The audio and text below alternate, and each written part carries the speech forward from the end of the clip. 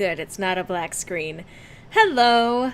There's not a lot of people here as of just yet, and I suspect, given that this is not my usual streaming day, it may take a little while before people actually start showing up. Obviously, if you're watching this after the fact, then, may as well do the whole introduction. Ah, hello, there seems to be someone here. Hello. I know that this is an unusual day for me to be streaming. Over on Mondays, over on this channel, starting at 1 p.m. Pacific, 3 p.m. Central. It's a new thing that I have wanted to do for quite some time, actually, introducing some more streaming days during the week, because as I've said before, if I only have one day a week that I'm streaming and I run into some kind of complication, health or otherwise, on the one day that I'm streaming, that means that there's no streaming in a week, and I would rather give people more opportunities to miss my streams. I'm kidding. But you can probably see from the title of the stream today that it is called, I'm tentatively calling it Chatty Nonsense.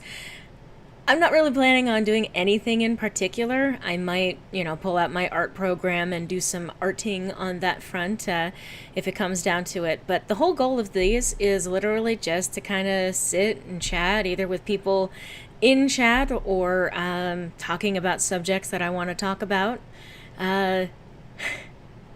Hello, John Morrison. You should always favor the outernet over streaming.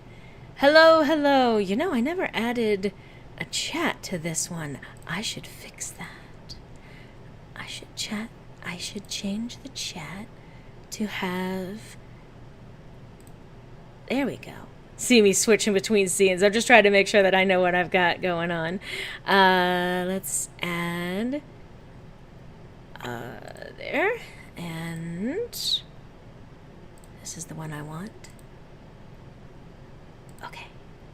And I can probably scoot this. I think that'll work over there. Anyway, so now if people say stuff, they're probably going to see it popping up over there. There we go. Anyway, hello, Sabrina. Hello, Ace the Clown.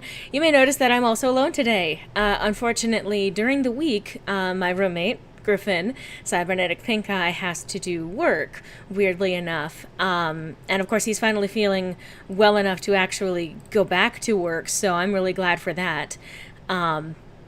So now I've got the place to myself, and you get to hear only the glorious, melodious tones of my voice alone. But yeah, I'm not used to just doing a straight up chat like this. I'll be happy to interrupt games as I'm playing them or other activities, halt myself completely on the basis of talking about a subject that I want to talk about. Also, where's the cat? Well, Garrus. There's one right up there. There's also Sir Pounds, who just woke up. Am I calling out? Hello, sweetheart. What's going on? You want to make an appearance? Huh? Hello, Sir Pounds. I know, I usually shoo you off. Ooh, goodness. Ow. Well, he's not showing up on camera just yet. There he is. Little corner. Hello. What's going on, baby boy? I see the eyes of the void. Yes, that is... He's gone back down. Ooh, you really got me. Goodness. See, this is why I shouldn't do talkie streams. I get injured immediately. What's going on, buddy? Why'd you feel the need to come over and stab me? Is it in vengeance because I keep stabbing you?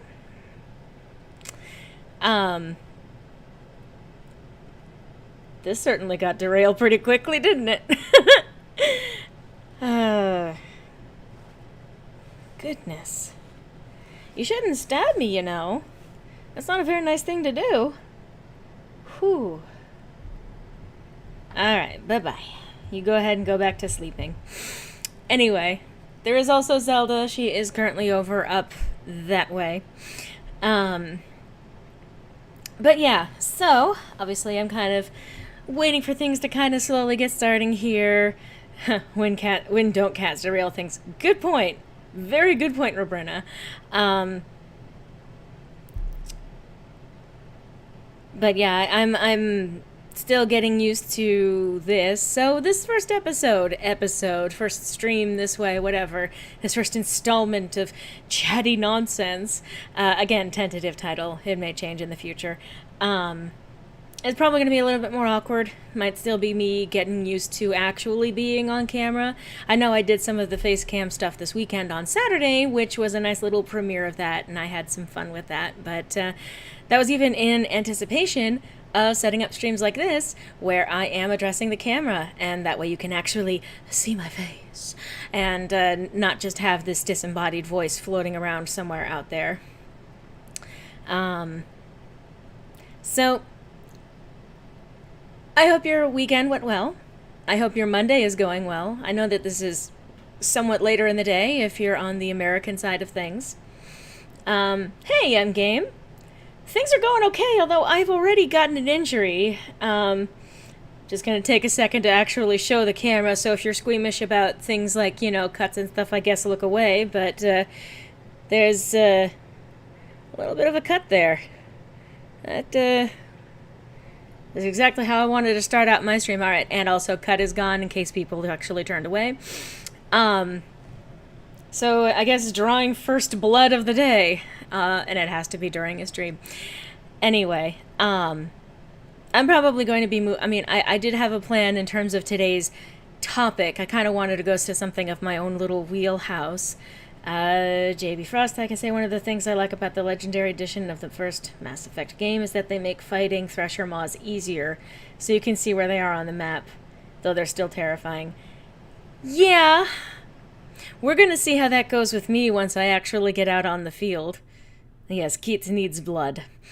But I was gonna say, well, I may as well even just address the schedule. I have it up on the screen.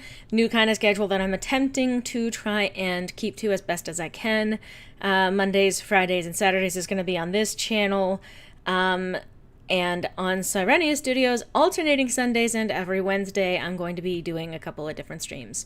And of course, I'll be addressing them more, tweeting about it. So if you're not following either of my Twitters, they're usually linked in the descriptions for any of my videos. If you go to the Sirenia Studios one, they're usually the Twitter for Sirenia Studios is linked in the description of those videos. I think they're also linked like right on the banner of the channel too. But I'll be like, letting people know, announcing, oh, by the way, I'm streaming now. And if you happen to be a member of my personal Discord, or I say personal, it's kind of technically a public, it's complicated, but if you're a member of that Discord, you'll also get the notification whenever I am about to go live, as well as a description of what's going on. So what I was going to say, and I keep derailing myself, is I kind of wanted to open up today, I guess, in terms of overall subjects, in my wheelhouse of talking about, I guess, learning compassion.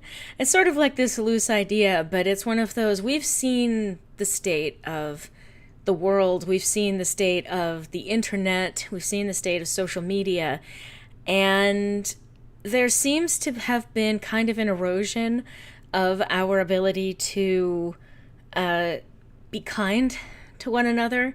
I think that we have a lot of examples of kindness and compassion. We've seen people going tremendously out of their way in order to be kind to one another, but I think that there's been a significant divide, and especially not helped by the way that social media algorithms have kind of steered things over the years to put us towards things that outrage us or upset us, because then we engage more.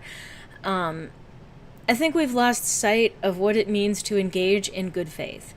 And I'm not going to both sides this issue. There is no both sides are equally at fault or anything like that. It's not even just a simple duality of sides here.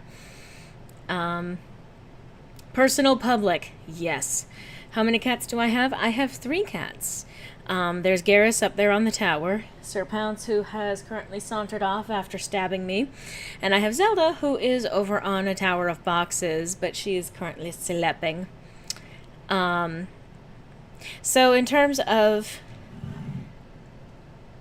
I think that I want to talk about learning how to have faith in other people again. because I believe wholeheartedly, deep down at our core, we are good people. I think that we collectively, as humanity, we are good people. And even if we do something that hurts one another, or we do something that's a mistake, or even if we do something intentionally petty or awful, or something along those lines, there's still a part of there's it's primarily because we feel like that is a thing that we need to do. Like it's a necessary evil or something like that. There's always a reason why people behave a certain way. And even when it is incredibly toxic, even when it is incredibly upsetting and hurtful, there's always a reason. Now, a reason and a rationality is not the same thing as an excuse. And I want to emphasize that there is no such thing as you can excuse away terrible behavior. A lot of people believe that life is a zero sum. Why should I be nice? What do I get out of that? And that's it. Like, people have been taught, I'm going to say through the abuse of capitalism, that it is a zero sum game, that there's only a finite amount of kindness and emotional involvement that you can have in other people. And you have to kind of like contain it. Now, I say that, and you're probably going to hear me going back and forth because I can see multiple sides to all of this. Obviously, if you do not have the emotional energy to engage with something, if you're having a hard time of it, if you're having a difficult time with your day as it is, you do not have an obligation to engage with something that is further emotionally draining. But, well, I think it's worth it to find a way to still put forth a teensy bit of effort. And I say this not in the sense, you could try a little. I mean that a little bit of sort of like tipping the scales in a positive direction to kind of correct them again, correcting the scales when they get off balance. The more that you do just take someone on good faith, the more that you learn to trust other people, it gets easier. It's like lifting weights. It's like working any muscle. It's like any skill that you have to develop over time. Being kind is a choice, and it's an action. That's my firm belief. I believe that we are fundamentally kind and good people, but acting kind, being a kind person is, like anything else, a skill that you need to learn. People are not just, well, some people are innately kind. That's just kind of who they are and how they, they've always had that ability. Like you see artists who are like drawing amazing stuff by the time that they're 10 years old because they have been nonstop popping out art since they were like 3, People are very good at the kindness thing. And for some people, that's not as easy, especially if you have been betrayed or hurt by a lot of people, or how you've had your kindness taken advantage of. Good to be here. All right, good to see you, Zach. Doesn't help that our governments aren't doing much anything to help improve things, but that's what I'll say on as a whole. Reasons should give context behind the actions, not excuse them if they're terrible. I agree. Sorry, I'm looking over, the chat's over this way, and the camera's over this way. So, some people believe kindness is a childish behavior. Their view of innocence is inseparably linked with children. I agree. I don't agree with that mindset. I think that that's unfortunately an impact on the way that we kind of choose to interact with each other. Why should I be nice? I'm not a child. Yeah. So this is all very good. This is literally what I mean in terms of talking about being kind. We get kind of trained out of it. There's been a cultural shift, and I blame the likes of like South Park and a lot of, shows that try to be edgy humor about, oh no, well, I treat everyone equally. I hate everyone equally. And it's like, that's a terrible attitude to have. And when you do that, when you portray being cynical and jaded and skeptical and nasty as some sort of cool thing, that's like the socially acceptable thing to be, you end up sort of creating this toxic environment where being kind and wanting to have this, soft part to you is seen as childish or naive or, not worth your time, or like as if it's immature or as if it's not cool enough, or you're going to find yourself ostracized on the basis of caring about stuff. Common sense is the one thing they don't teach in school. It should be, but common sense is not as common as you might think. Common sense is not really a thing. And that might be another subject to address at some point. Another wonderful effect of capitalism, the glorification of overworking yourselves. I 3 hours last night and work 80-hour work weeks in the coal mines. Yeah, that too. That's a little bit of again, that's another subject too, John. We pride ourselves on being tired, exhausted by humanity, exhausted by our lives.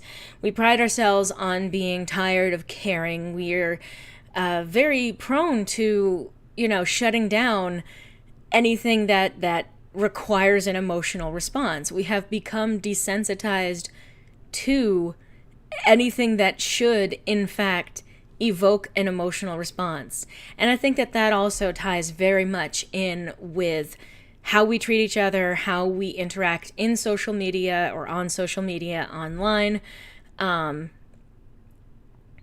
think that there's the attempt to portray yourself as better than other people because you don't resort to caring about things. You're above it all.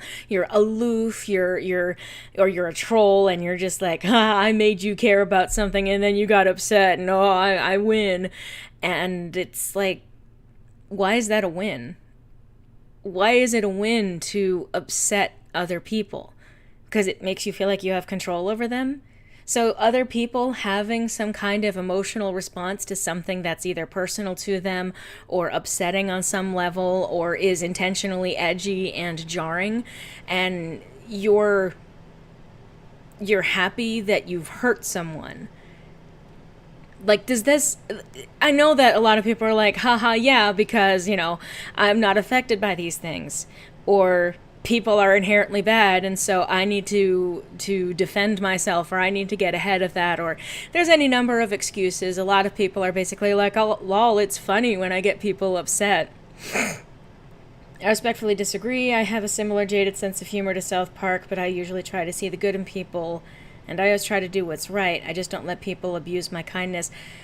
And there's a give and take with it. Like I said earlier, it's hard to be inherently kind and not have that get taken advantage of. There are a lot of people who live in a skeptical world, who believe inherently that if they are weak by being kind or by caring about something or having an emotional response to something, an emotional response that's not anger, by the way, there are a lot of people out there that have been in that kind of mindset for so long that it's hard to sort of step out of that. And it's hard to be the person who steps in and says, hey, maybe we shouldn't be skeptical and jaded. Maybe we should start believing in one another as human beings, as a society, as a culture, as a race. I don't want to stop caring about my family, but there are times when I'm emotionally exhausted that I can't. Yeah, and I agree, John. There's a difference between nice and naive. But I do think that the reason why I invoked South Park is because it did end up raising a generation of people who look at the humor in that show and don't recognize it for the propaganda that it is.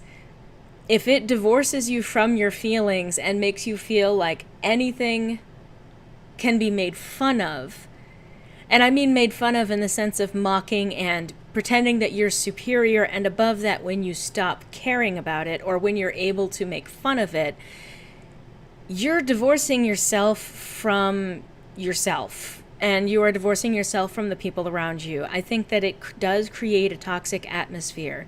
Now, I can't tell people what to enjoy. I know that sounds like a contradiction to what I just said. I have my reasons for not liking South Park, and I do believe that it has a negative, as has had and continues to have, just by its existence, a negative impact on our culture. It has shaped us, I believe, for the worse. The same with the likes of Family Guy. It's one of those cynical, I'm above it all and I'm going to make fun of the things that, I don't personally jive with, or I'm going to put down everyone equally. And again, where does that make you feel good about yourself? And I'm talking about the creators, not you, people who enjoy these shows. I do think it feeds into feeling like maybe you need to participate in that kind, like that's the way of the world, and so that's how I'm going to to carry myself in the world. I have days where I believe in good, but there are days where I feel like, man, is it really going to get better? That's the thing, is it gets better when we start figuring out how to bring back kindness, compassion, understanding, bridging gaps as the modus operandi, when we make that our default way of interacting with each other. And that's hard to do. It's hard to initiate. I've been very proud of the communities that I've been a part of, that I see people, when they get a little bit of encouragement to be kinder to one another, to listen to one another and understand, and be feeling free to care and express themselves and the things that matter the most to them. I've been very happy to see the kind of effect that has had on people around me. Like these communities become, I mean, I hate to say safe spaces, but they become places where people are sort of instinctively kind to one another when they know that they can be, and that they're not going to be judged for it. And I've seen other examples of people who start off in a really toxic behavior, straight up using, not just swear words, but slurs and terrible language, and trying to cut each other down. And someone else being nice and encouraging and kind and saying like, okay, well, let's move away from this. I want to say that you guys are doing a great job, etc. And they slowly start to respond to that and kind of shift out of being inherently nasty. Is that there are people who engage with those types of shows who aren't mature enough to engage with past the humor, satire of those shows. Sometimes it's hard to stay kind. I agree. It is hard to be kind. Like I said, it's a skill. This isn't tea, this is fucking water, but anyway, it is hard to be kind. And I'm not saying this idly. I'm not saying this like, oh, be soft, be kind, be gloriously, beautifully, wonderfully kind, and with no selfishness whatsoever. And there's no self in any of this. Be completely selfless. Give everything you have to the world. I think that there has to be a balance. You do have to look out for yourself in the sense that you're not overextending yourself. But if you can be the first one to initiate some kind of kindness, even if it's just a small one, things like the holding open of a door for someone, like, don't be passive aggressive about it. Don't stand down the hallway and then just wait for them to get there. But if you happen to be the first one through the door, and there's someone coming in behind you, or there's someone leaving at the same time, holding the door is a small act of kindness that can just sort of create that little dent in cynicism. I just try to be kind to people because I'm really tired of toxic environments. I agree with that. I'm also tired of toxic environments. I have been very disappointed in the state of the internet over the years. And I say that as someone who has been on the internet since I was about 10 years old, and that was back before 10-year-olds were on the internet. Well, not the way that I was. Most people were not on the internet back in the mid-90s. They were starting to get on the internet, but it wasn't until like the late 90s that it started. It was called like the .com boom or something like that. But I don't have a problem with dark humor. just to make this kind of clear, I have made jokes in the past that are kind of like, that have made people kind of look at me like as if this has come out of nowhere. I guess it's not consistent with how I overall present myself. I suppose I come across as a person who I try to be nice. I know everyone, is like, oh, I'm a nice person. I'm a good person. I do try. And this is one of the reasons why I wanted this to kind of be my first subject. I try to be kind, and I'm not always good at that. I have my moments where I'm not able to extend kindness in the way that people deserve, and I will always apologize whenever I cross those boundaries. And I try to be mindful of that, and not let that be something that I just let stand. No one should be expected to be perfect about this. No one should be expected to immediately come out the gate being able to selflessly give everything and tear the shirt off their back to hand it off to someone else. Like, you also need a shirt, Do you ever feel like balance has been tossed out? Like, people just seem to easily go with extremism or almost fanaticism? I think so. And I think that people do so with the best of intentions. I think that people, as I said again at the start, people have their reasons for doing what they do. And I think that there has been a lot of polarizing that has happened as a result of the internet algorithms kind of pushing us in that direction. Hang on a second. Exposing us to things that upset us, exposing us to things that kind of put us on edge. And the more that we're aggravated, the more that we're on edge, the more that our anxiety spikes, the less inclined we are to reach outside of ourselves to try and understand the other person, the more likely we are to, shut in and kind of like, I don't want to engage with this anymore. I don't want to engage with other people. When I engage with other people, they do something that upsets me. I'm super blurry. Hello. But I think that balance has been lost. And I think that the subtlety of finding a way to bridge these gaps and to find understanding for a mindset that we disagree with, I think that's not something that we have been taught collectively for a while. I don't think that, for example, I don't think public education has done a very good job with that. I don't think that we have been given many opportunities to collectively learn how to exercise these skills, how to step outside of what we were taught to believe or what we have believed up until a certain point. Internet isn't good and you have to stop. Okay. I think a lot of people refuse to give an inch to the other side, so polarization. Well, and I want to make it, I said this before, I do not want to both sides this issue. There are problems on both sides. But it's not any kind of simple answer. There are always going to be extremes with any group of people, and some people will end up pushing things too far. And it doesn't matter where you're standing, the second that you're pushing things to the point where you're hurting other people, that's no longer kindness, and that is no longer a good thing, no matter what your intentions are. When you're going so far as to attempt to tear down someone else, there's a problem. And it's not necessarily an ideological one, it's a behavior and social one. In a world where everyone jumps at nuance as a sign of weakness and resolve, maintaining an outer shell of absolute certainty in a thin, even if one doesn't really completely believe in it, is tempting. Honestly, I feel like information literacy should be taught in public schools. I didn't get a formal class in information literacy until college. I think that's actually a very good point. Being able to look up something.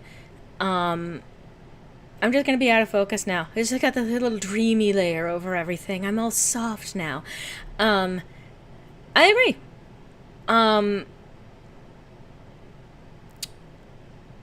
kind of backtracking, unfortunately. My brain likes to abandon trains of thoughts, unfortunately, and sometimes I have to kind of go back. So if you're watching this afterwards and I seem like I'm going all over the place, it's because, unfortunately, my brain likes to let go of information that just happened.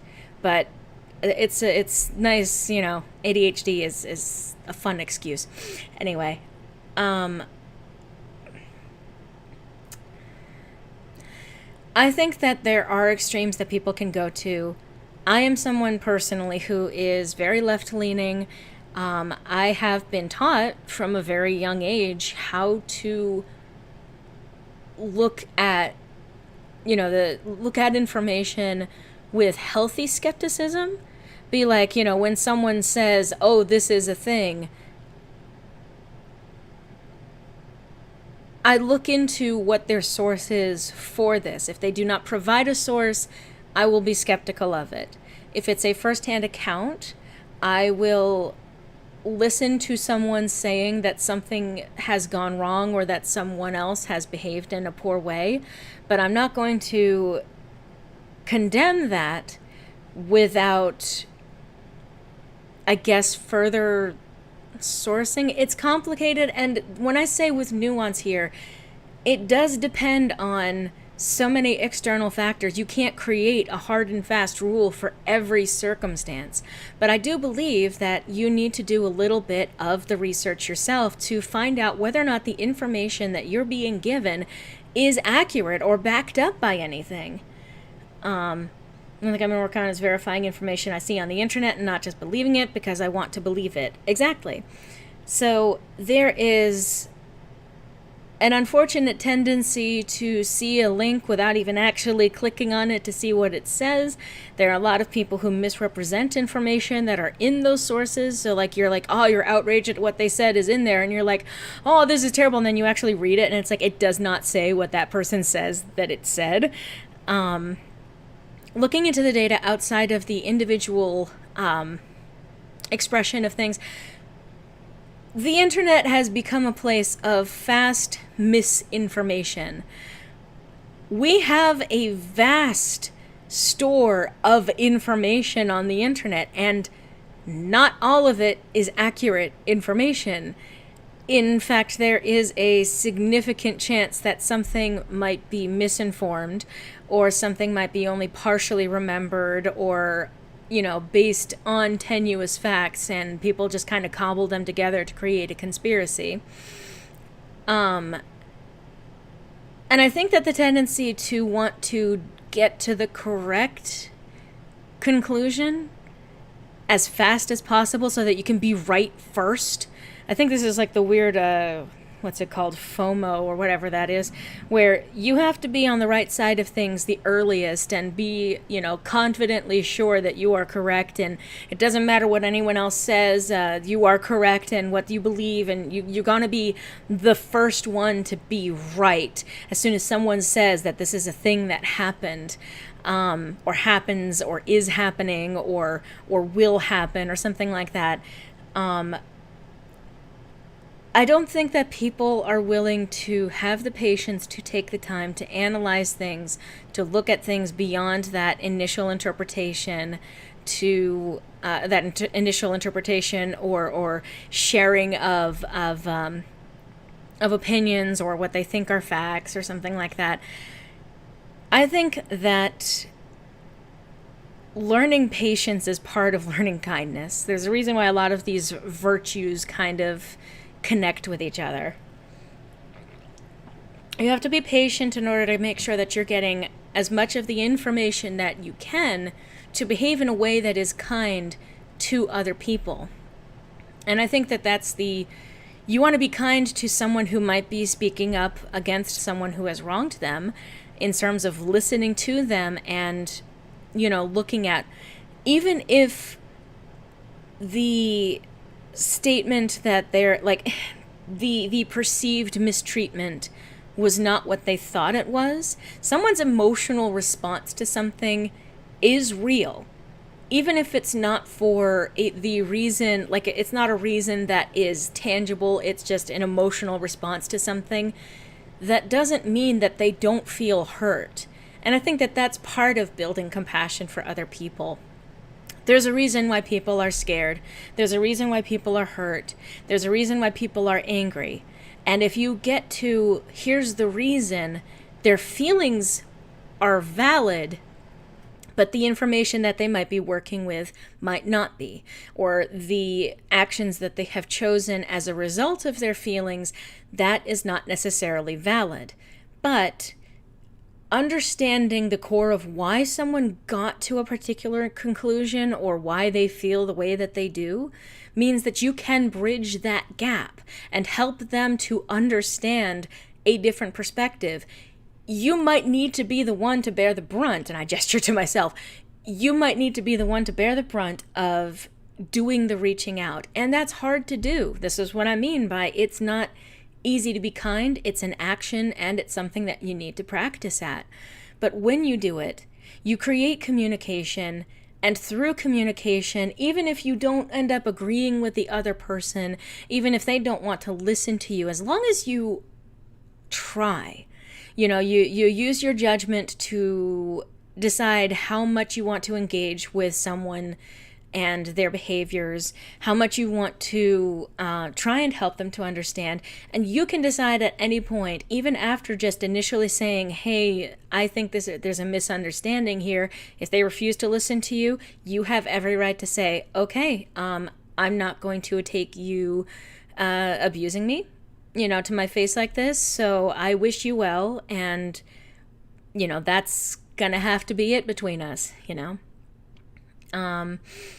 Do you believe that there should be a statute of bad behavior on the internet? Oh my God. Statute of limitations. Statute of limitations of bad behavior on the internet. Well, complicated. I never want to make any kind of hard and fast rule because there's always going to be exceptions, and it's hard to know what is right until you have all of the information. I do think that if someone said something problematic, the problematic with a capital P, 10 years ago, and 5 years ago they said, oh, I don't believe that anymore, and I'm sorry that I said that, digging up what they said 10 years ago to say that they're a bad person, one singular or one period of time in someone's life when they were not informed, where they were problematic, should not define them for the rest of their lives. People should have opportunities to try and change their behaviors or the way that they have treated other people, or, whenever they are saying things like slurs or being, having these toxic behaviors or ways of dealing with the world around them. I do believe that there should be sort of a statute of limitations on bringing that kind of stuff up. That said, if someone says 10 years ago a slur, and they're pretty consistently showing that they believe in that slur, and then 5 years after that they are still saying that slur and they're unrepentant about it, and then 5 years after that, in the present day, they're still saying these things, and now they're angry because people have called them out at during each of those intervals, and so they get even more bitter and angry. That is something to hold someone accountable for. If they are refusing to change the bad behavior, if they are refusing to change after the attempts at communication of trying to reach out and bridge the gap, then that is on the individual for continuing to choose a behavior that is toxic or harmful to other people.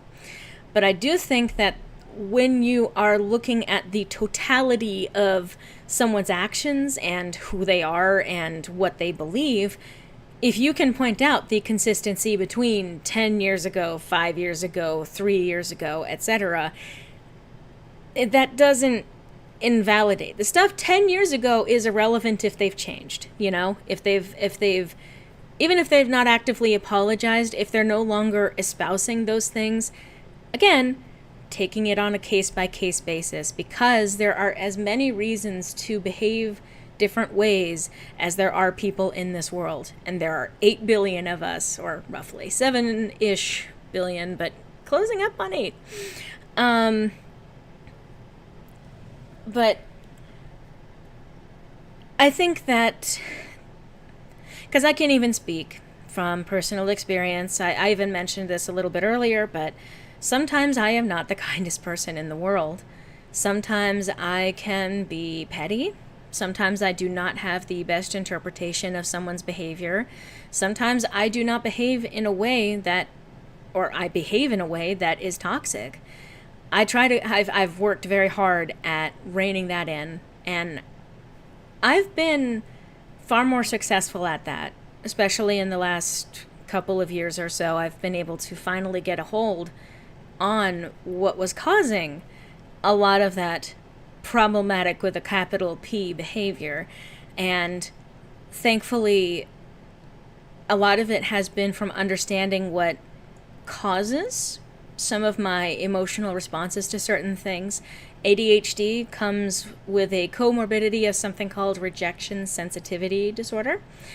And that basically means that someone doesn't even have to do something, but the perception of being rejected or disliked or not being welcomed the way that other people are can create a strong emotional response that the brain does not know how to filter.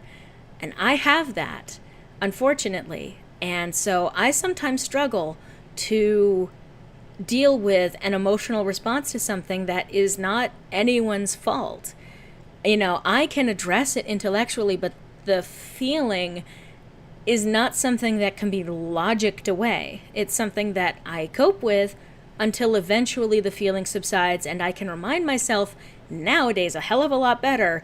Okay, you're feeling upset and hurt now. You want to do this thing, or you want to say this thing, or you want to break off contact with XYZ. You are in a state of mind where you might do something that you might disagree with later based on a pattern that has happened in the past, something that you've been made aware of. And telling myself in the moment that this is not a good way to behave, or this is a bad idea to respond to this in this way, has helped me in terms of being kinder to myself and finding out how to be kind to others through that. Deal with some of the toxic behaviors in my life. But if people were to take the stuff that I've done in my worst moments and judge me for that, even when I've improved, if someone were to take that today, I would be mortified. I would be upset and I would be hurt at, some of the stuff that I've done in the past being brought back up again. Our brains do interpret emotional pain as physical pain. That's not fun either. But I'm just saying that as an example of your problematic fave over here. Everyone has a reason for why they do things, why they feel the way that they do. I know my perspective because I've lived it. And knowing my perspective and having had at some point the understanding that everyone has their own perspectives as to why they feel the way that they feel and why they act the way that they act, I can look at a lot of behavior out there in the world, on the internet, the way that we interact with each other, and I can see, okay, this is how this person got to that point. This is why this person feels this way. Sometimes it is for petty reasons where people are convinced that being wrong means being weak, or even, being soft and being weak is something to be, mocked or made fun of. And so, because again, this goes back to, if you live a life where you feel like you need to be uncaring and, you don't get emotionally involved in things, you are disconnected from all of it, you are operating solely on, I'm a logical, skeptical person and I only deal with facts. Life isn't facts. Facts are a part of the whole picture, and facts are important, and the statistics and looking at that information is important, and you should probably look at the tangible data before other things, but there's more to understanding the world around you than disconnecting from your feelings to look at things exclusively on the logical side of things. And I think that that's where I have to be non-cringe. I have to be as aloof and uncaring as possible, because that's the only way that I won't look bad or stupid or get rejected or be called cringe. I don't want to be called cringe, because that's kind of scary. It's to be treated like you are less of a person because you are enthusiastic about something, because you care about something. I think that a lot of people have a fear of being seen that way and turned away, being turned away from, because they are now cringe or embarrassing about something, or, something along those lines. And so it sort of creates a mindset where you try to build yourself up in such a way that you're not bothered by these things. And when you desensitize yourself as a result of that, it makes it a lot harder to empathize with someone else, because empathizing means you might be wrong. And if you're wrong, then you might be weak. And if you're weak, you might not be as good of a person as someone else. And we need to stop comparing ourselves to other people. We are all, I don't want to be like, we're all individuals, because we are also a community. But we are individual people in terms of our interests, our behaviors, our upbringings, our educations. There's so many factors that go into who we are, why we feel the way that we do, why we think the way that we do. And the only way to truly understand the world, even people that you disagree with, even people that you disagree with viscerally, because what they are working with is bad information and their behavior is hurting other people. Even when, like, I can think of, the first thing that comes to mind for me is fucking QAnon. And I should be probably careful about actually invoking that because YouTube, but anyway. I disagree with that entire cult. And it's a cult. I say that with confidence because it's literally been described as a cult. And it fits all of the diagnostic material for being a cult. That's hard for me, not comparing myself to others. It's hard for everyone. Again, capitalism has a hand in that. It makes us feel like we are in competition with one another, and if we are not at the top, then we are failing. And of course, in a world where you're failing at capitalism, or you're not the best or the brightest or the smartest, or that's two words that mean the same thing, or the prettiest or the most skilled at something, then you're not going to be able to live a life that is comfortable or even like meeting your basic needs. The further down the ladder you go, the more likely you are to find yourself out of what is considered to be a finite resource.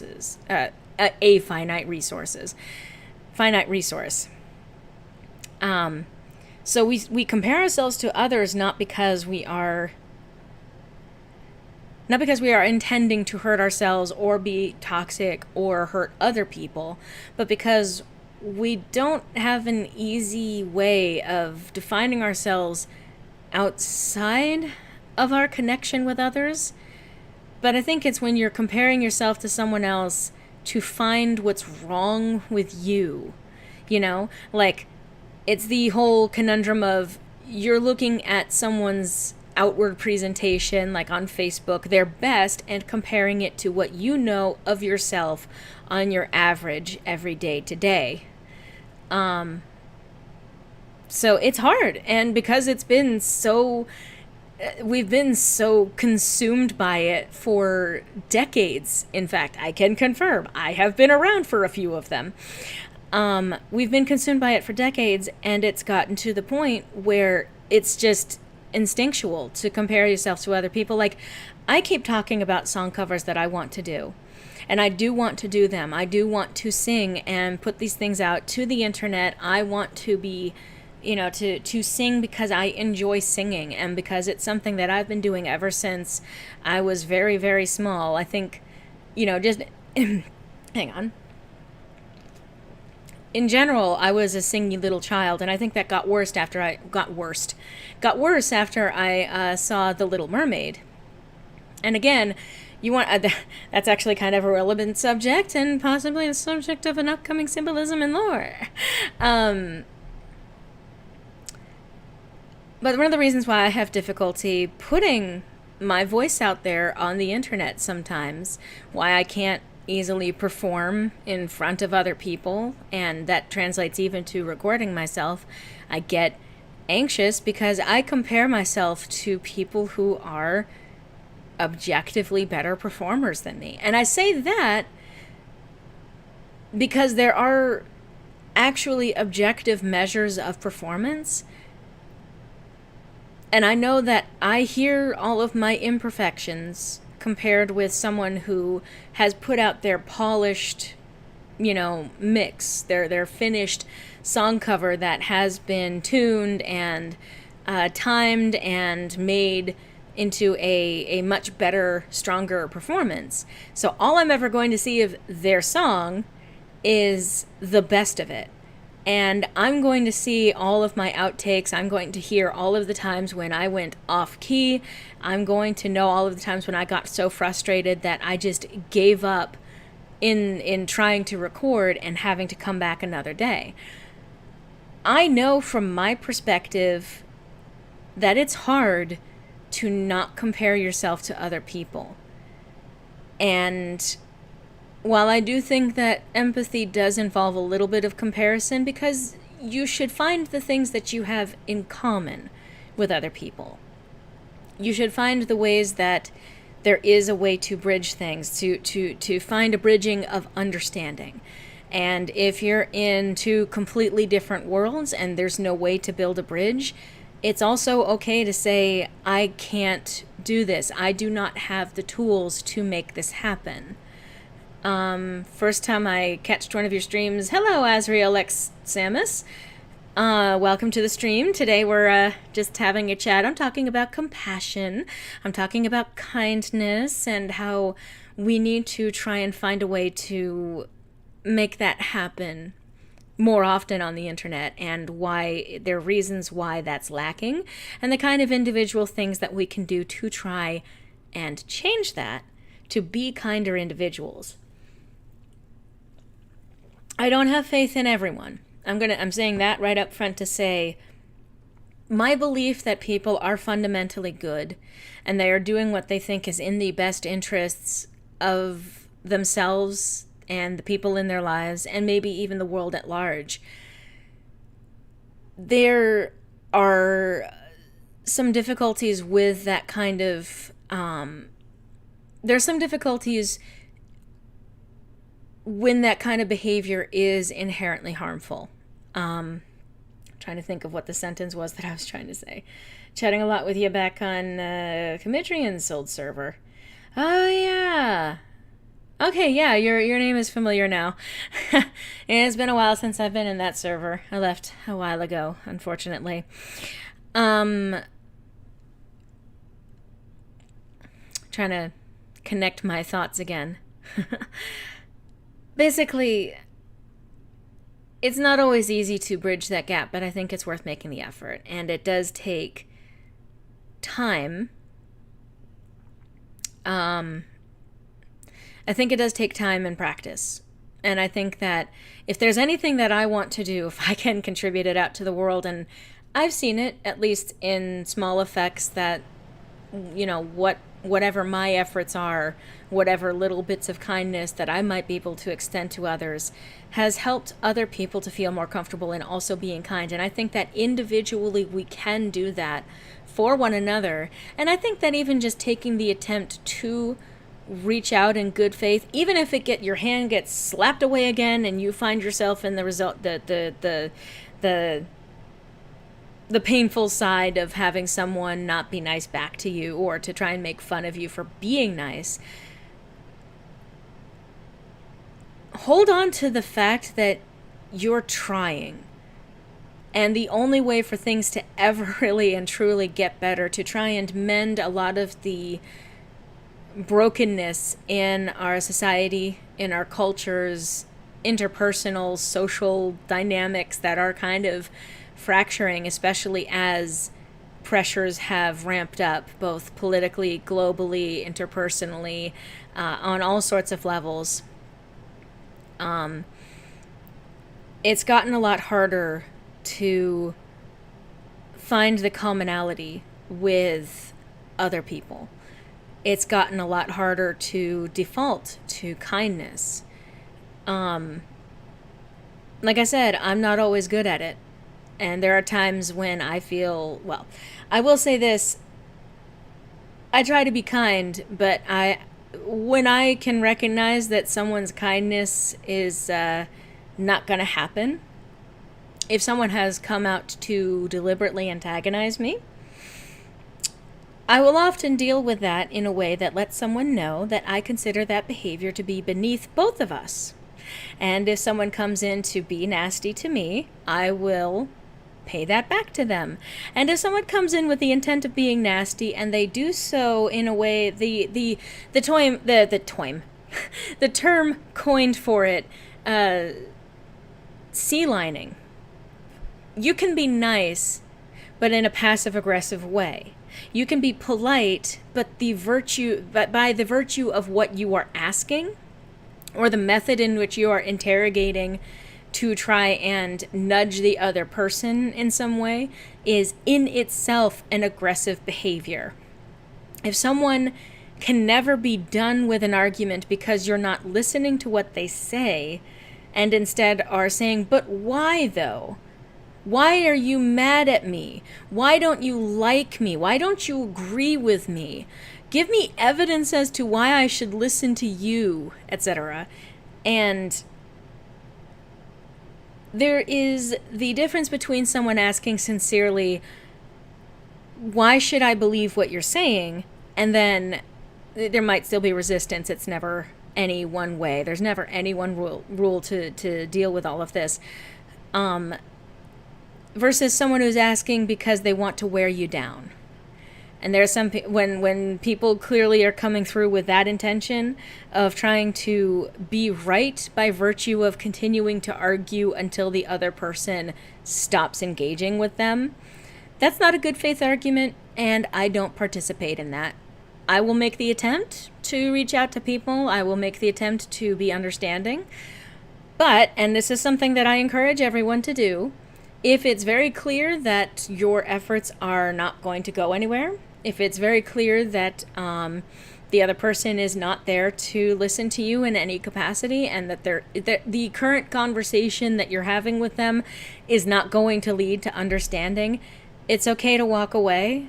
It's okay to walk away and let them think, oh, I've won. Oh, you can't talk anymore. That means you know you're wrong. They're always going to say that. There's always going to be an excuse for why you're wrong for walking away from the conversation. There's they blocked me because they can't handle it. Sometimes that's the case, but sometimes they block you because they don't want to deal with you. And similarly, you should not be ashamed of blocking someone who is just there to harass you or to exhaust you by virtue of their argument with you. Kindness has its limit to an extent. Kindness should not be extended to the point where you are giving more of yourself than you actually have to give to other people. It should never get to the point where you feel yourself on the inside deteriorating for your attempts to be selfless, kind, and understanding for other people. There are people out there that may take advantage of that. But personally speaking, I would rather be the person who is kind, who is occasionally taken advantage of, than the person who chooses to be unkind and creates more harm and hurt and reasons for people to believe that the world is a dark place and that people are only out for themselves. I would rather be soft and care than turn that off and only play by the same rules of everyone's out to get you, and so you have to be out only for yourself. It feeds into itself if you play by those rules. Meanwhile, it also feeds into itself when you choose to be kind and you encourage that kindness and understanding in others, because people get more practice with it and they start to see people can basically be good, maybe misinformed, maybe lost along the way. There is no one answer to any of this. And that's the frustrating thing about all of this. No matter how much I talk about this, no matter how much I try to explain my perspective on all of this, no matter how many times I say, be kind recklessly, I know it's also not something that comes easily. And I know that it does open up to a lot of hurt. And I don't want anyone to be hurt. Hurt is kind of an inevitability. As much as I don't believe that it has to be. But some things are going to hurt, if only on the basis of we have different experiences in our lives, and occasionally those experiences clash with one another. And that's a difficult thing to navigate. It's difficult even for the most social and emotionally savvy people. You know, it's never as intuitive as being able to find out all of the tips and tricks, because people are different. There are some things that we all have in common. That's very true. But we have so many things that go into why we are the way we are. I know I'm kind of running a little bit in circles here. That's just it, is that it's a drum that I'm going to continue beating on for the rest of my time in this world. However long I have the ability to speak, I'm going to speak to being kinder to one another. Because I think that even just the baseline of, okay, I hear you. You have a way that you feel, and I may not agree with the reasons for it, but you and I do share something in common. We are hurting. We share something in common in that we care about ourselves and the people in our lives. And we want the world to be a better place, even if we have different definitions for what makes the world a better place. We are all human beings. And it doesn't matter how far down a cult someone's beliefs may be, or how skewed from your own perspective. We need to remember the things that we do have in common. And we need to find a way to use that as a bridge to be better to one another. And do better, both by ourselves and others, maybe even those outside of our immediate communities. Easier said than done.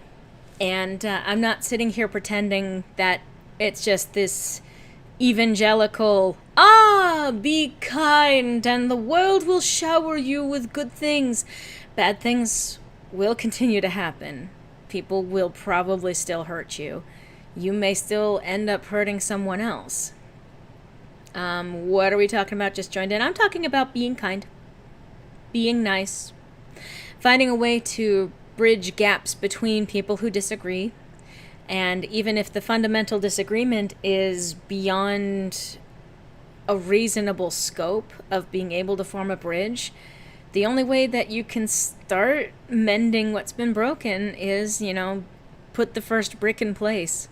It can be just that simple, even if it changes nothing. Well, even if it doesn't change the way that someone else is behaving, the brick leading into the bridge has still been placed.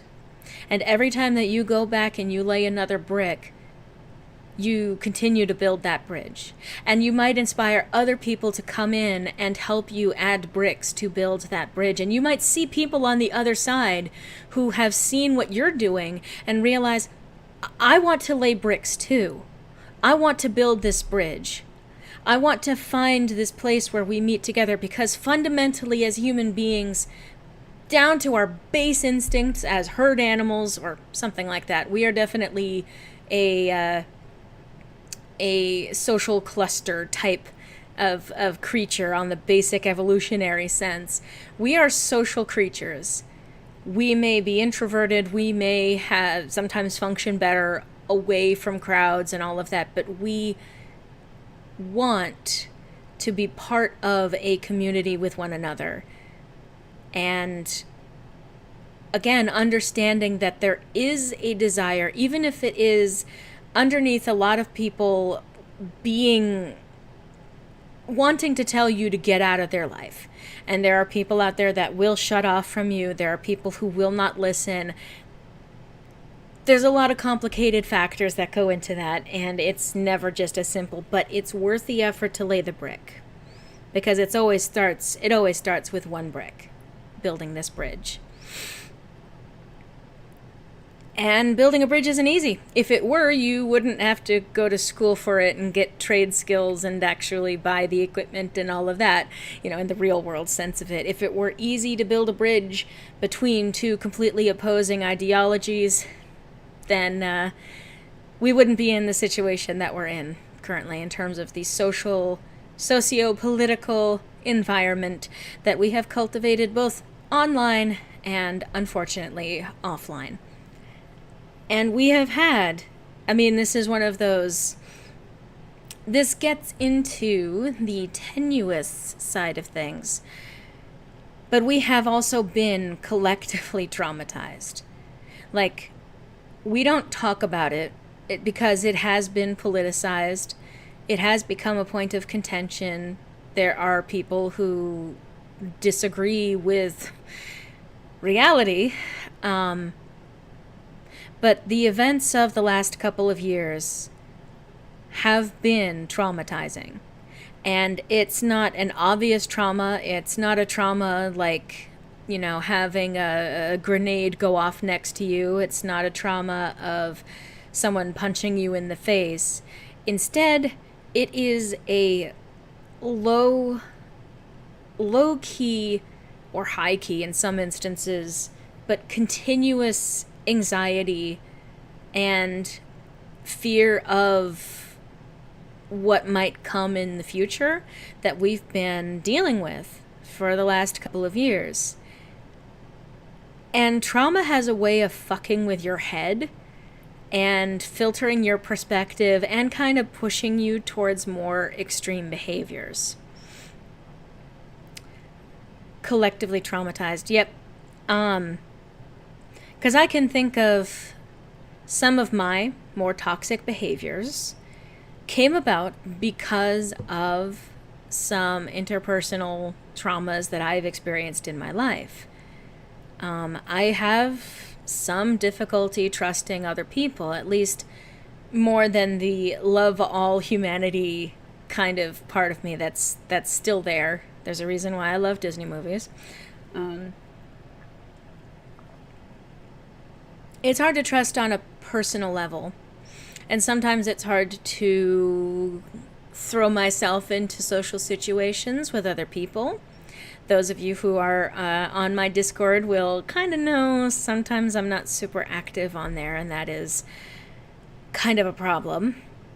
And a lot of that is because I've had bad experiences that hurt me so intensely as to make me absolutely averse to ever going back to that place. And that's only, again, this is how I relate to things. Like, if I ever talk about me and my experiences, this is me opening up on how my bridge forms to these other ideas. I understand prejudice. I talked about this in at least a couple of my videos. I know that Monsters, Symbolism and Lore on Serenia Studios I talk about how my experiences as a fat woman have kind of shaped my understanding of how prejudice works and how I can be judged before I even do anything to deserve that judging, because there are certain traits that are associated with being fat. And at some point, it was connected with seeing how a black person is treated by virtue of being black, and seeing that there is an unequal response and an unequal treatment. And there's a whole college course, there's a whole field of study related to understanding how social biases come about. But my personal understanding and connection with how these prejudices form have come from my own experiences, and being able to realize my experience having people be prejudiced against me because of my size is completely different in so many ways from the experience of someone who is not white, a black person, or any other minority that does not fit to, this is where the concept of intersectionality comes in. But we all have our own unique challenges, but the part that we all understand is being misunderstood by virtue of something we do not have control over. And so I believe that learning how to find that connection, even if someone has it better than you, even if someone is more well off than you financially, they still might experience, if it's a person who is black, who is better off financially than you, that doesn't mean that they do not experience particular racism and that they don't have particular barriers between them and living a happier life. Just as you not being as wealthy, not necessarily being middle class or being, in poverty or anything like that, not having enough money to sustain yourself on, even if you're white, that's still a way that you are suffering and that you have discrimination that is put against you. And both of these things can coexist and be ways that we are negatively impacted by assumptions that are made about us, and the way that we kind of just by default assume things about other people. A lot of being kind and choosing to build these bridges is based on our ability to, let's see, what was that train of thought? Our ability to to form bridges and be kind to one another is based on finding that little kernel and knowing that different experiences, different ways that we've been raised to see one another and to see ourselves, we don't even know what we don't know what we don't know. We do not know what our assumptions are, whether or not our assumptions about the way the world is true or not. And this is one of the things, like someone towards the very start of the stream mentioned people aren't taught common sense. What's common sense? A lot of the things that we take for being common sense are actually based on inaccurate information. Like, it should be common sense that, you don't ever believe a politician, except that there are some politicians that genuinely are fighting, for us. I'm not going to say that politics as a whole has become a corrupt, massive empire of bullshit, but I am saying that it's common sense only based on what we're seeing, but it's not necessarily true for everyone. It used to be common sense that, there's so many things. It used to be common sense. It used to be common sense that, for example, it was believed that black people were not the same kind of human, or if they were even considered human, as white people. And so that was just common sense. But that doesn't mean that it's true. That just means what we all kind of collectively believed, and some people do still collectively believe. And this is why I believe that you should not be afraid of challenging things that you believe. And when someone points out something that seems like it doesn't quite fit with what you've already come to believe, maybe it's a good idea to listen to, okay, but what if they're right? What if what they're saying is true and I've misunderstood something?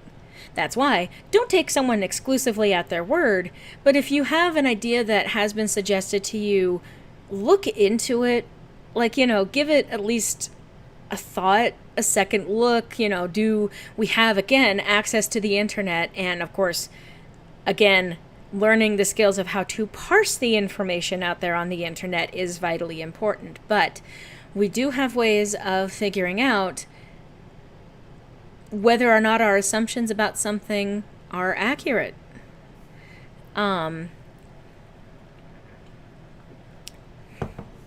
So I've been talking for over an hour. I was surprised. I actually honestly thought I was going to end up pulling out my art program by this point. Obviously, I have a lot of opinions, and a lot of them are, this is literally the fundamental opinion that I have. Everything else that I believe is based on the idea that we should be kinder to one another, and that we should exercise that kindness, and we should work on removing barriers that are harmful.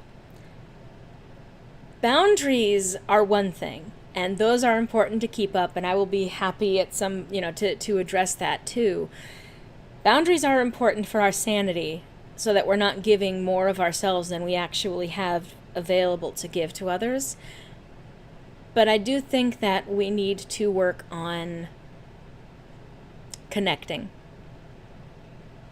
We need to kind of dismantle the way things are and start building the way the world could be. Shout out to Hadestown. That's a fun thing, by the way, slight tangent, but I remember a decade ago, if not more so, first being shown songs from the demo soundtrack for that musical. And I loved those songs, and they were shared with me by a very good friend of mine, who has been a good friend of mine this entire time. And I loved those songs, and then, for a while, I was kind of yeah, I kind of like those songs. I'll go back and listen to them every once in a while. And then I heard that Hadestown was being made into, an actual musical, and that it was catching on, and people love it, and I was just cool, I knew about this before. People were doing covers of songs that I heard over a decade ago, and I'm happy for that. And when I actually saw the full musical put together, I was blown away. It is so good. If you have not had the chance to see Hadestown or even just listen to the soundtrack, I highly encourage it. I cannot listen to it without crying by the end of it. There are certain messages that I feel are so important to be able to carry out. But primarily one of them, the fundamental ones being the way that the world is and the world that we dream about. And we can make the world that we dream about. The world that we dream about exists, even if it's only in our heart and in our mind. It exists there. And can you imagine if we fight the impossible odds to make the one we dream about the reality? I mean, it's happened before. We can continue to do that. I believe wholeheartedly in that. And I believe that we can, even just on an individual basis, one person at a time, figure out how to be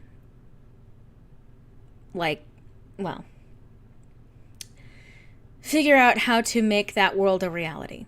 To make a world where people are kind to one another by default a reality.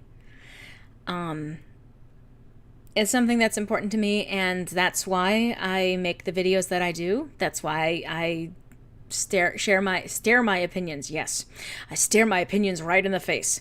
Why I share my opinions the way that I do, and why I kind of wanted to start doing like a streamy series like this chatty nonsense. Again, tentative name for this. To talk about matters that are important to me, things that I hope might start building the world I dream about. One where we can be nice to each other, where we can be kind and compassionate. I have seen more than my fair share of people not being kind. I have been on the receiving end of more than my fair share of people assuming the worst of me. I have seen that the way that the world is in itself kind of an illusion. It's one that we've kind of collectively dreamed, but that doesn't mean that we have to stay with it, even if it's been made sort of a reality, because we've all kind of just ended up buying into it. That doesn't mean that we can't continue trying to change it for the better. Again, admittedly, obviously, my opinion about what is better might be different from what someone else thinks is better, but I do believe fundamentally, wholeheartedly, from the base of my soul, that being kind as a default and figuring out how to be kind is foundational to improving things. And being kind can be many different things. Being kind can be being firm with people who are acting out of line, who are being harmful, whether or not it's directed at themselves or other people.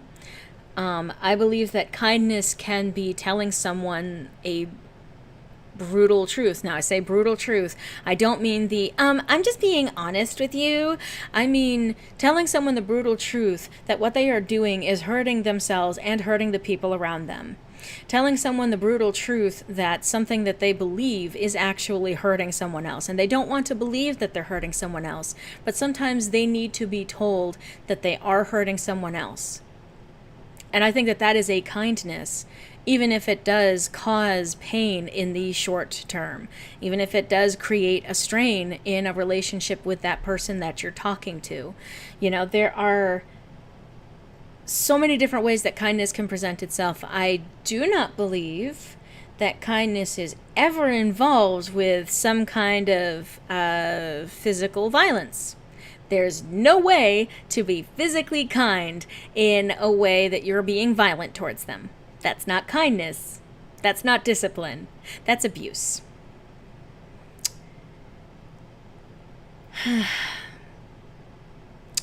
The world is a complicated place. And I don't think that anything that I do is going to necessarily untangle how complicated it is. But I still think that it's worth continuing to confirm for people that there are people out there who believe in kindness. I know that I do. And I know that a lot of the people that I end up talking to also fundamentally believe in kindness. If you're going to be kind, don't be a jerk about it. I had a roommate who decided to help me by trying to make me work out with him. I never asked for his help. Yeah, be aware of other people's limitations. Be aware of what someone else is actually looking for. You can't force someone into a better life.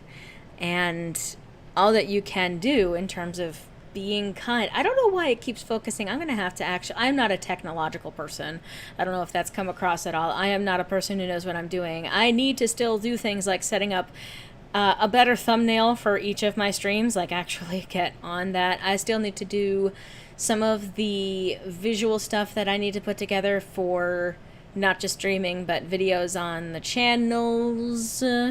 I have, even the schedule up on the screen right now was admittedly something that I did pretty quickly, just to have the schedule visual for people to actually see, especially because this is all new information, and so that people could get an idea and have a visual reference.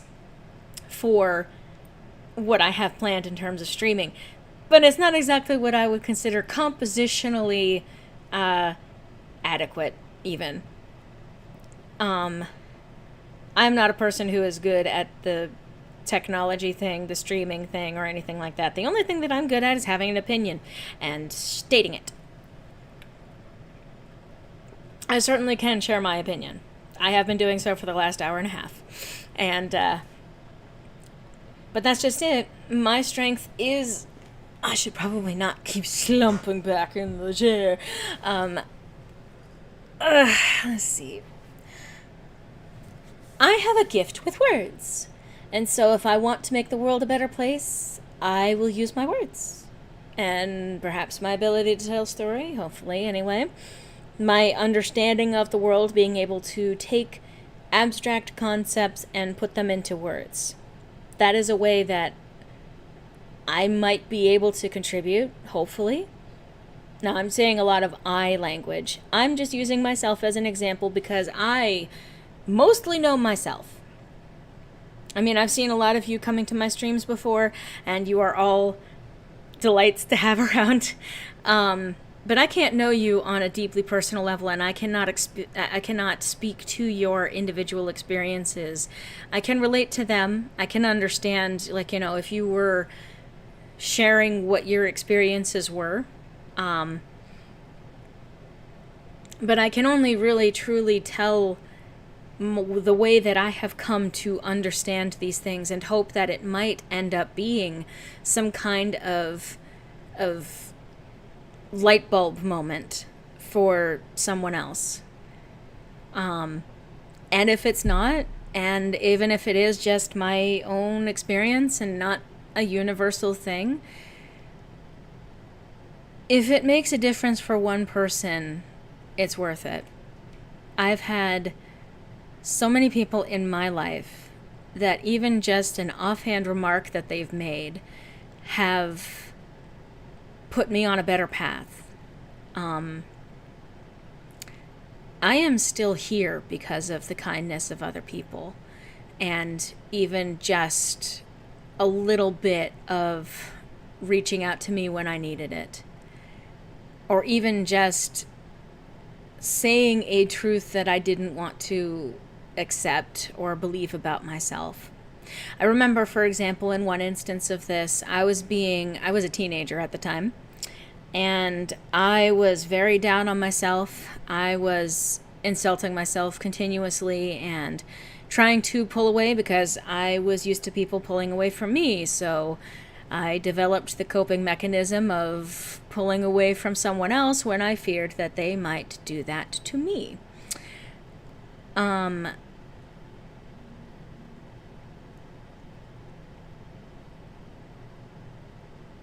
And this person that I was talking with at that time told me, do you think I'm the sort of person that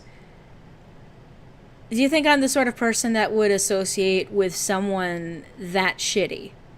Do you think I would waste my time with someone who wasn't good enough to be my friend? And that took me out of my head for a moment. It made me realize I respect this person, and I believe that they are capable of making their own decisions for themselves, and that they associate with people for their reasons, just like I associate with people for my own reasons, and I wouldn't do that with someone that I didn't think was worthy of my time. And so, having told me, do you think I'm the sort of person that would associate with someone who's so shitty? I realized this person does not think I'm shitty. This person does not think that I am so lowly a creature. And because it took me out of my head for even just that moment, it made such a difference, and it changed how I viewed myself and my relationship with other people, my relation to other people, how I relate to them. So, I mean, just on the simple basis of this advice passed on down the years, the people who are in your life are in there for a reason. Maybe it's not always the best reason, but if they have continued to stick with you this far, they're there because they want to be. And if they don't want to be there, and they haven't told you explicitly, that is on them. The only way for you to know is for them to tell you. You cannot expect other people to be psychic. But what do you see? What do you see with your cat eyes, Garrus? As he lies back down. You can't know how other people think, and if they expect you to read their mind, then again, that's on them. But you can assume to some extent that they're there because they want to be. You can assume that people are your friends because they like something about you, and they want to have you as a friend in their life. That may open you up to hardship. That might open you up to being vulnerable to someone who does not engage with you in good faith. But imagine if someone that you care about started saying that you hate them, or started saying, well, you're going to leave me eventually, everyone does because I'm so terrible. Someone that you care about who starts insisting to you that you're going to do this thing that hurts them, or that maybe they're going to hurt you. If from your perspective that person saying that is either mind-boggling or even hurtful, like if it hurts to think of that person thinking that you're like that, like that you're like the person that hurt them, then remember that for when you might be feeling the same way, that someone is bound to just leave you anyway over time. Because it may be true, but you don't need to make it happen. You don't need to be the one to set things off. So yes, this has been me so far, just kind of sitting here at the pulpit and preaching upon the things that I care about, but a lot of this all does tie together into the whole umbrella of being kind to one another, because being kind to one another, finding that empathy, means starting with, imagine the other person being you. How would you feel if you believed in the things that the other person does, or says, and someone said what you're saying to them? That got complicated. How would you feel if someone was condescending and refusing to listen to you? You'd feel offended, and you may not want to listen to that other person if they are proving that they're not going to listen to you, or they're not going to acknowledge how you feel. One of the best ways to form communication is when you acknowledge what someone else says.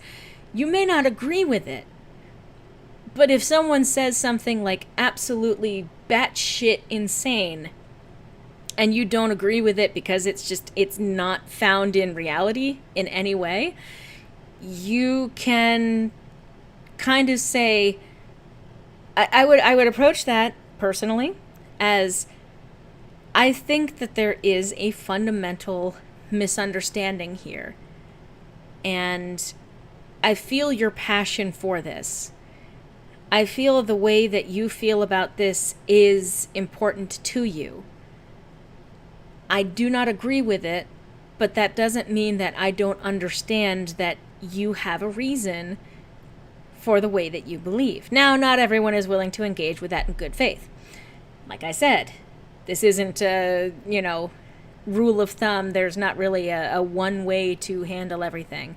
But finding that commonality is very often how you do end up finding that bridge, so to speak. So, I see there's a lot of you currently in the chat. How are you guys all doing? Listening to me talk about being nice and lecturing you for the last hour and a half. I have enjoyed those of you who have been speaking up, by the way. I really do appreciate that. maybe this is a good time to say, hey, if you're enjoying this content, if you're enjoying the fact that I'm streaming, like, this is kind of all a bit of a test anyway to see whether or not this is something that I could do on a consistent basis, or if this is something that people would be interested in seeing. If you're watching this live, I mean, obviously if you guys are chatting here, I can see that, and I've been appreciating you people engaging with that. But once this goes live and goes up on the channel fully, if you're watching this, later and you enjoy this, feel free to leave a comment and say, hey, this was nice to watch, or this was interesting to watch, or this was enjoyable, or this was, for whatever reason. If it's something that you want to see me do more often, then I would be really happy to hear from you. Obviously, this all comes down with all of the required calls to action of, like, comment, subscribe, etc. Those things do help YouTubers, and it also helps me know whether or not this is something that you want me to do. I want to do this. I want to continue sorry, bumped the mic. I want to continue sharing my opinion with people. I do want to continue trying to open up communication and understanding and sharing perspectives and perhaps ways to troubleshoot some of the things that we've been dealing with collectively and individually. Because I'm currently moving stuff from one lap to another. Sonic Generations continues being a pain since moving save data is hard. I can imagine. I don't play any Sonic games. I've been trying to. I did actually start trying to play the original Sonic game. I am bad at it. But I have made some progress.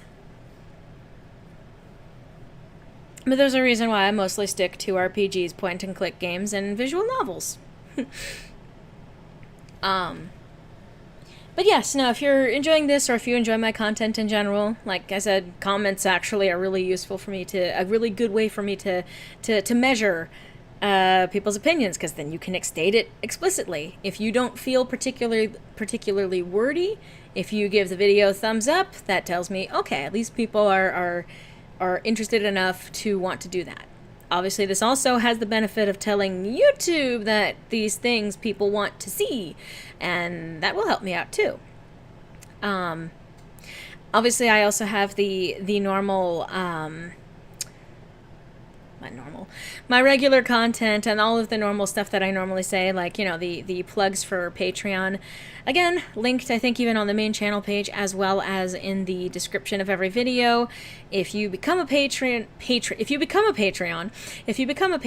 you get early access to all sorts of stuff, behind the scenes looks. You get to vote on things, like, for example, for the Lore of Laius over on Sirenia Studios, you will get to vote on how events play out, what people get, what kind of obstacles they might face, etc., so forth. And again, it's something that helps me out with day-to-day costs and just, living. Just not wordy today. I tried focusing on both, but like I said, this one game specifically couldn't. Yeah, no, it's understandable. But there's that. Subscribe to Sirenia Studios, because there's going to be some more streams coming up like that on Wednesday. That's going to be coming up, where I'm going to try and do some art-related streams and probably be working on one of the projects that I've got going on.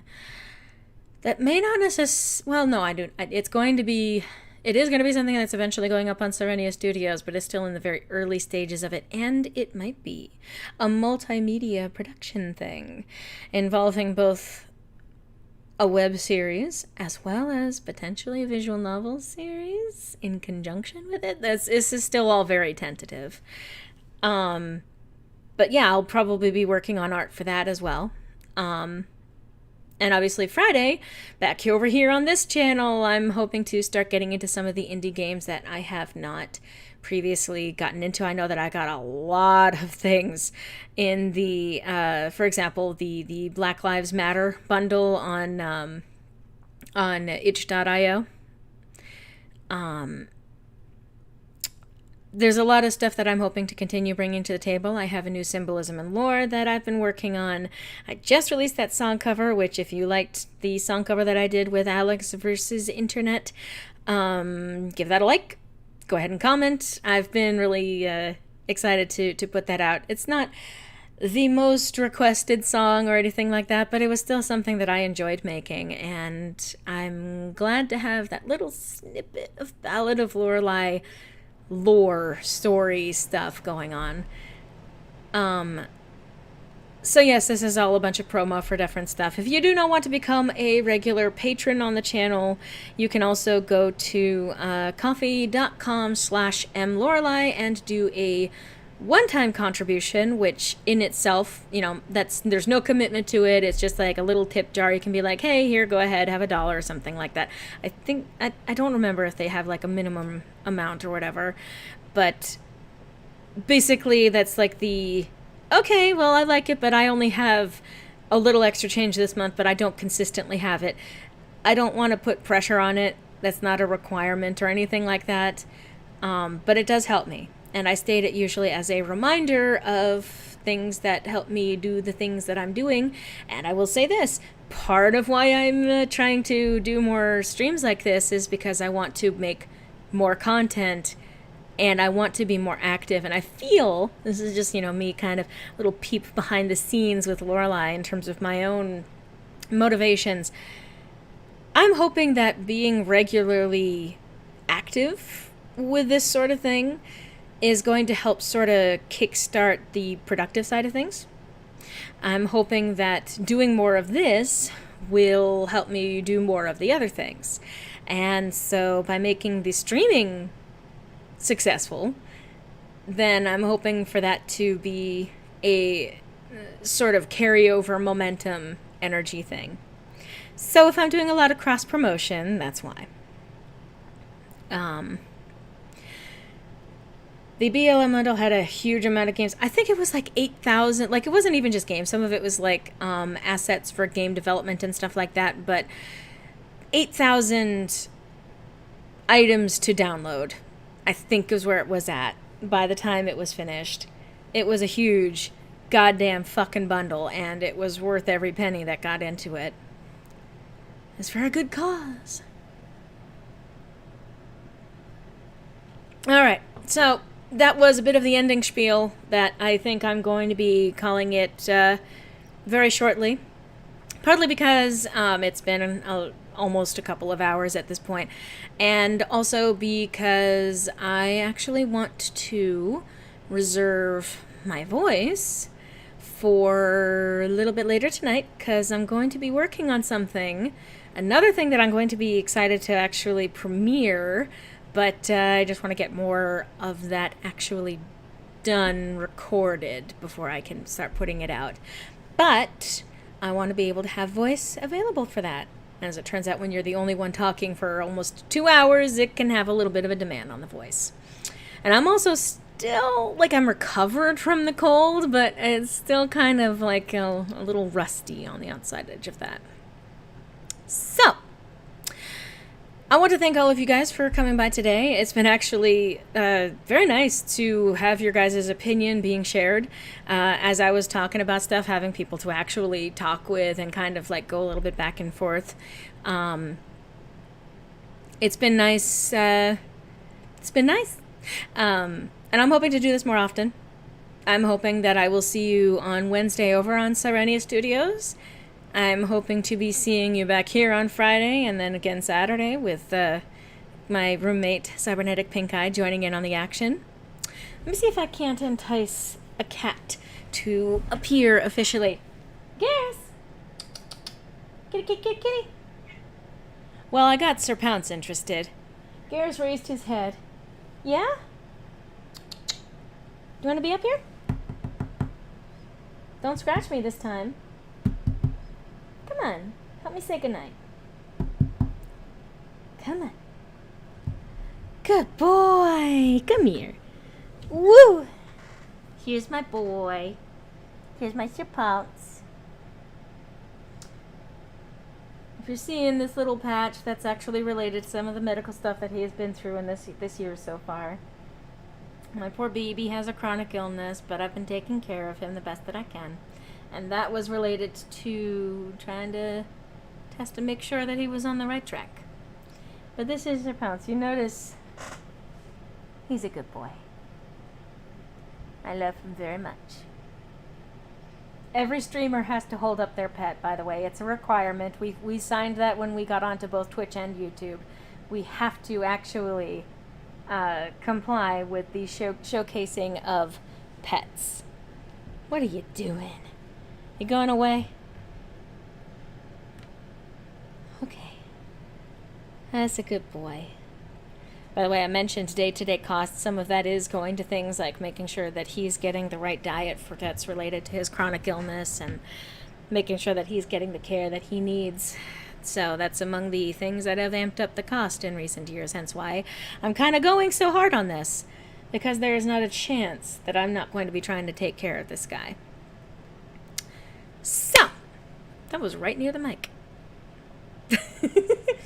Just flashing back to fucking Markiplier in, what's it called?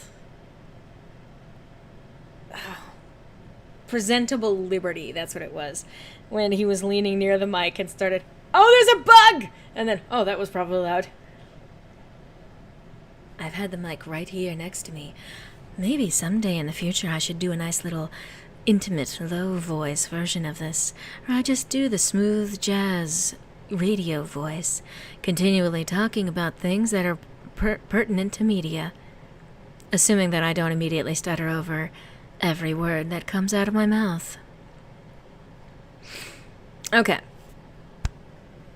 I've had a good time, and I'm hoping to be back with this soon.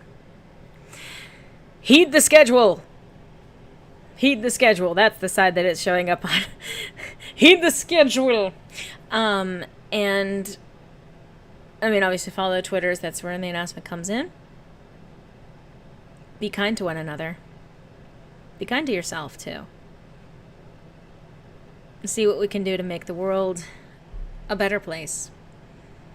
Whether it's together or just individually. Have a good night, everyone. My cat decided to leave just now. Good night, guys.